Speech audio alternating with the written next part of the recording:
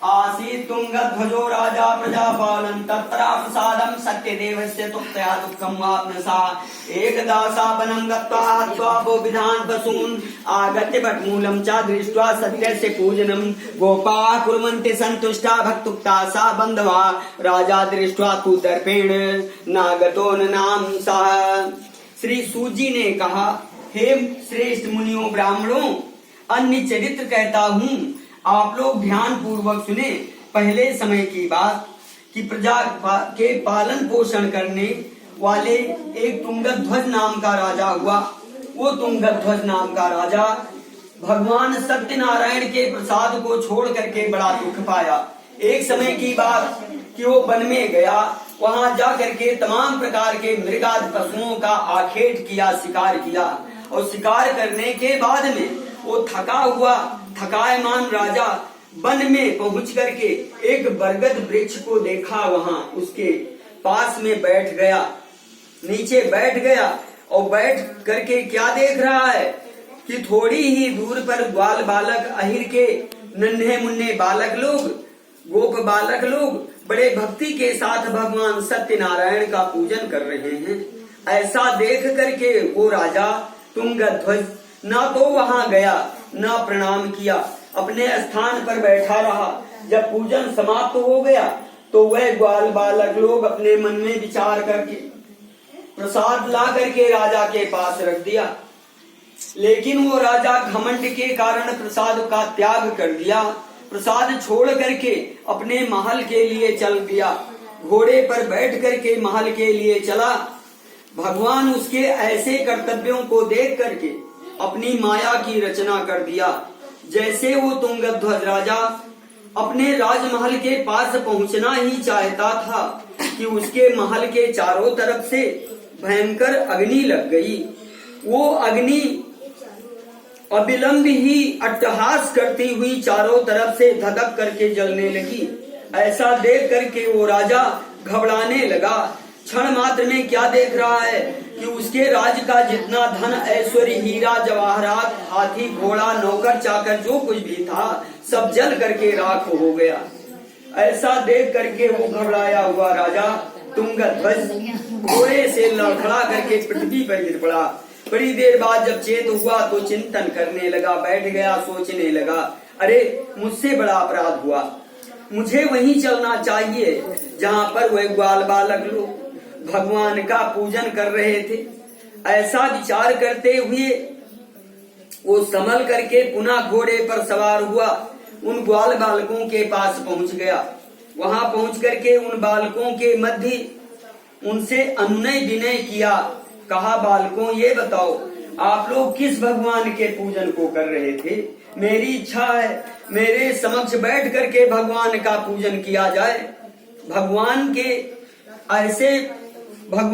प्रति ऐसे भक्ति को देख करके उस राजा के कहने पर वह ग्वाल बालक लोग पुनः सामग्रियों को इकट्ठा किया, बैठ गए और सब लोग बड़े भक्ति के साथ पूजन करना प्रारंभ कर दिया। जब पूजन समाप्त हुआ तो राजा भगवान का ही ध्यान करता हुआ अपने महल के लिए चल पड़ा। और जब पहुंचता है तो क्या देख रहा है कि सामने ही देख रहा है उसके महल में तो कुछ भी नहीं हुआ, महल में चहल पहल मची हुई है।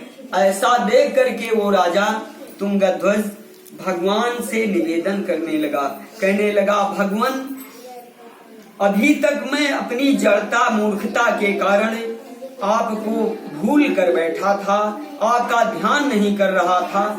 त्राहिमाम प्रभु, मुझे क्षमा कर दीजिए, आपकी माया संपूर्ण संसार में विराजमान है। भगवान, मेरी गलतियों को क्षम्य करते हुए मेरा निवेदन है, मुझे आशीर्वाद दीजिए और वरदान दीजिए कि जब कभी भी किसी भी योनि में मेरा जन्म हो तो आपकी भक्ति सदैव मेरे हृदय में विराजमान रहे।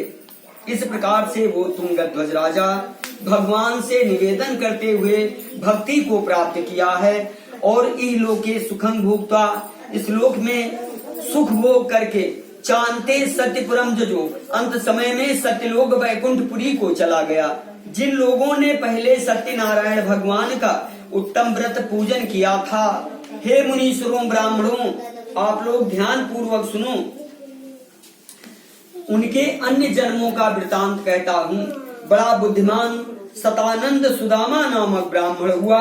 उस जन्म में वो सुदामा नाम का ब्राह्मण श्री कृष्ण भगवान का भक्ति पूर्वक ध्यान करते हुए मुक्त हो गया। लकड़ियों का बेचने वाला भील, निषादों का निषाद राज केवट हुआ। वो केवट श्री रामचंद्र जी के चरणों की सेवा करके मुक्त हो गया।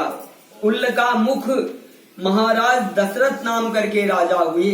जो दशरथ जी अपने कुल गुरु रंगनाथ जी का ध्यान करते हुए वैकुंठपुरी को चले गए। सत्य प्रतिज्ञा का पालन करने वाले साहूकार मोरध्वज नाम करके राजा हुए।